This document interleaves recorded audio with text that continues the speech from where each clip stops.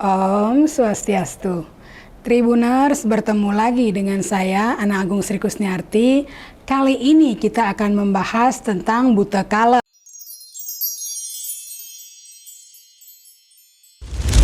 Buta kala sebutan yang diberikan pada sosok makhluk jahat atau makhluk gaib dengan wujud wajah menyeramkan, galak, dan muncul sebagai makhluk penggoda yang biasa dikenal di dalam Hindu Bali. Kalau menghuni tempat-tempat yang angker seperti kuburan, jurang, pohon besar, demikian juga tempat yang tidak pernah dijamah atau bangunan yang telah lama ditinggalkan manusia dan juga tempat kosong. Banyak legenda mengisahkan buta kala yang dihubungkan dengan kehidupan manusia, bahkan juga kehidupan para dewa. Beberapa dari legenda tersebut mengilhami terjadinya suatu tempat, nama suatu daerah, dan ritual sebuah upacara sakral.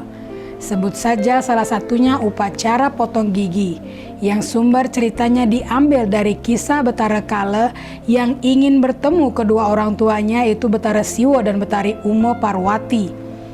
Kisah ini sangat melekat di kalangan masyarakat dan menjadi tradisi bahwa setiap orang melakukan upacara potong gigi semasa hidupnya, lebih lagi bagi mereka yang ingin mendalami ajaran agama. Konon juga disebutkan bahwa surga pun tidak dapat dicapai bila orang meninggal belum pernah melakukan ritual potong gigi semasa hidupnya. Buta kala juga adalah putra Dewa Siwa. Ia harus memotong taringnya bila ingin menjumpai kedua orang tuanya. Disebutkan bahwa putra-putra Siwa berwujud raksasa menyeramkan, demikian juga pengikut atau sisya beliau.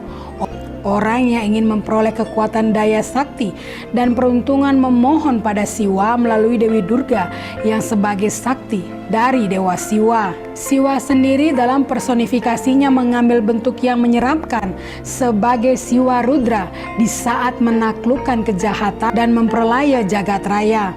Dengan saktinya Dewi Uma sebagai wujud Santa dan Durga sebagai simbol Kroda, Betara Siwa berdiri mengendalikan keduanya. Pada bab 11 Begawan Gita, Wisnu menampakkan wujud kosmisnya terhadap Arjuna, di mana pada wujud tersebut bukan hanya tampil wujud dari para dewa, melainkan juga wujud para raksasa yang menyebabkan Arjuna mengalami ketakutan. Kedua wujud itu diakui sebagai wujud abadi yang tak berkesudahan atau anantam dari Maha Wisnu. Umat Hindu di Bali banyak dipengaruhi faham atau filsafat dari Siwa Siddhanta dan Saktiisme, sehingga tak heran hampir setiap pura di Bali memiliki pratima-pratima dalam wujud Sakti Kroda.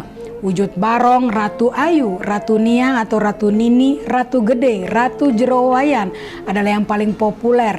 Dan selain itu ada juga berbagai macam tapel, dari wujud binatang sampai pada wujud raksasa. Bentuk dan wajah yang menyeramkan ini dipuja guna memperoleh perlindungan dari sifat-sifat jahat itu sendiri. Perlu diketahui bahwa Hindu memandang buta kala ataupun makhluk jahat yang lain bukan sebagai unsur kejahatan mutlak, bukan sebagai musuh atau sesuatu yang seharusnya tak ada di antara manusia dan Tuhan, melainkan bagian dari rangkaian penciptaan yang lahir dari Sang Pencipta itu sendiri. Tanpa kehadiran mereka tidak akan ada yang disebut sebagai kebaikan.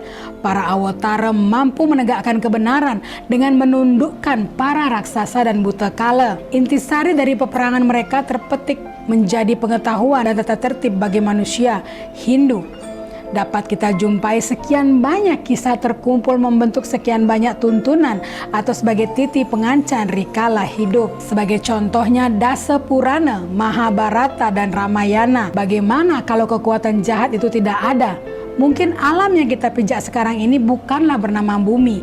Disinilah tempat keberadaannya semua tatwa, termasuk Ruwabineda, sebagai dua perbedaan agar alam semesta beserta isinya tetap seimbang. Namun ada hal yang lebih besar yang tersirat di sini, bahwa kebenaran atau dharma akan selalu lebih unggul dari kejahatan atau adharma, atau yang dikenal dengan sebutan Satyam Eva Jayate Nanirtam. Kemudian disebutkan setan adalah yang paling menakutkan dan yang paling diwaspadai. Sedangkan jin ada yang baik dan ada pula yang jahat. Setiap bentuk menyeramkan tersebut merupakan simbol dari kejahatan.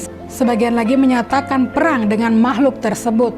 Peperangan ini lahir ketika makhluk-makhluk itu menganggap dirinya lebih tinggi dari manusia karena terbentuk dari unsur api, sedangkan manusia terbentuk dari unsur tanah. Umat Hindu sendiri pada saat melaksanakan rangkaian upacara apapun, baik kecil maupun besar, selalu menghadirkan atau mengundang para buta kala ya Tribuners untuk hadir dalam upacara yatnya tersebut, termasuk saat melaksanakan upacara dewa yatnya, yaitu persembahan yang ditujukan ke hadapan para dewa. Buta kala juga diundang untuk diberikan sesajen, dan setelah mereka menikmatinya diharapkan tidak mengganggu proses dan jalannya upacara yatnya. Biasanya ada tua, arak, brem, dan air kelapa adalah minumannya. Nasi dengan berbagai macam warna dan tulang belulang dari berbagai jenis hewan adalah santapannya. Mereka diundang dari segala penjuru, mulai dari Purwo di timur, kemudian memutar sampai pada di tengah dikumpulkan dalam satu jamuan. Dalam melaksanakan upacara yatnya, kita mengundang dan mengajak para buta kala untuk bersama-sama menyukseskan upacara yatnya. Pada proses pelaksanaan upacara yatnya, buta kala diundang untuk diberikan sesajen, kemudian diadakan proses nyomyo kala oleh manggala upacara dengan mantra Om ngulun ngadegang yang betara guru ngawa tuang tirta panglukatan lukat sahananing buta dengan anadi kala lukat menadi durga lukat mulih ring siwa. Jadi yang mereka temukan saat pelaksanaan yatnya bukan hanya santapan yang enak, tetapi juga pengelukatan bagi mereka untuk menemukan sifat sejatinya yang selama ini ditutupi kegelapan atau awidya. Sifat sejati sebagai kemuliaan dan terlahir dalam Brahman. Kegelapan tersebutlah yang selama ini membuat mereka lupa dan melakukan kejahatan atau adharma.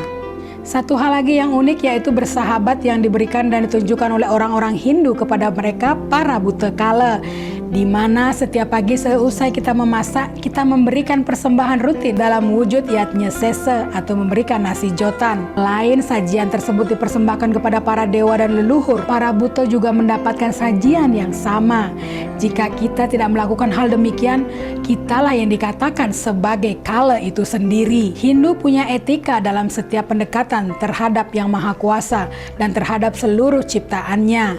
Ini terlihat dari sikap tangan saat melakukan puja pada proses yatnya, sikap sembah untuk memuja Tuhan atau Hyang Widi dengan sikap kedua tangan tercakup dan ujung ibu jari menyentuh kening atau lokasi mata ketiga. Sikap sembah untuk para dewa dengan menaruh tangan di mana ujung jari telunjuk menyentuh kening. Untuk para leluhur, posisi ujung jari menyentuh ujung hidung, dan untuk memberi salam kepada sesama manusia, posisi tangan ada di hulu hati. Namun untuk makhluk yang lebih rendah termasuk buta kala, posisi tangan ada di pusar dengan ujung jari menghadap ke bawah. Semua yang kita lakukan landasan filosofinya dari sastra Weda itu sendiri, bukan sekadar ritual yang tak beralasan atau sia-sia belaka, bukan suatu ketakutan dari orang Hindu terhadap kekuatan buta kala. Apalagi untuk menduakan Tuhan, tidak Tribuners.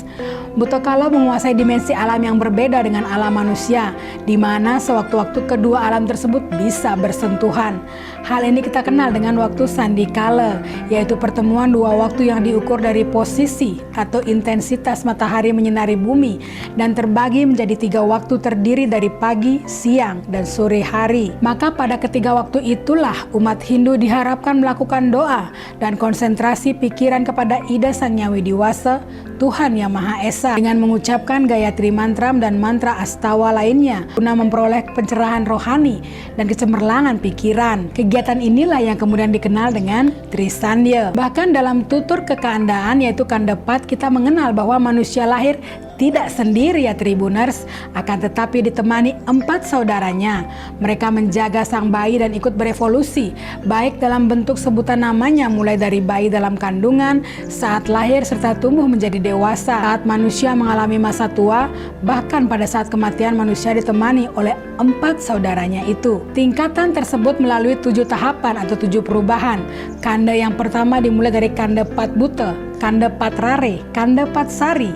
Jika kita kita merenungkan pada tingkatan kandapat dewa, kita mendapati keempat saudara kita yang sudah berubah dari tingkat buta ke tingkat dewa, yaitu 4 dewa yang menguasai 4 penjuru mata angin yang disebut sebagai Iswara, Brahma, Mahadewa, dan Wisnu. Sedangkan roh dari sang diri sejati yang mengandung pengetahuan, kebenaran, dan kebahagiaan sebagai identik dengan Siwa. Beberapa dari kitab Usada, Tattwa, dan Purana juga menyebutkan bahwa dalam manusia bersemayam roh agung dan alam semesta yang luas, serta beragam ini juga dapat kita temukan dalam diri kita sendiri, seperti yang ditulis dalam kitab Buana Kosa, Tattwa Jenana. Seluruh dewa yang bersemayam di langit, di bumi, dan di dasar bumi juga kita temukan dalam diri kita.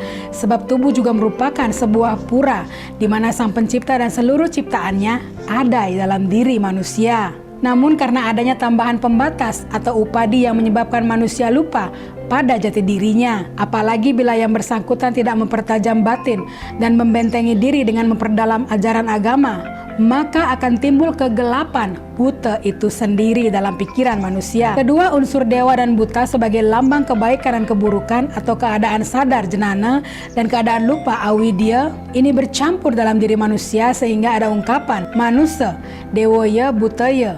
Nah, Tribuners, demikianlah penjelasan tentang buta kala. Semoga memberikan pencerahan ya. Akhir kata saya tutup dengan Parama Santi.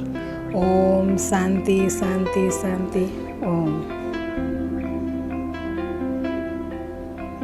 Download Tribun X sekarang, menghadirkan lokal menjadi Indonesia.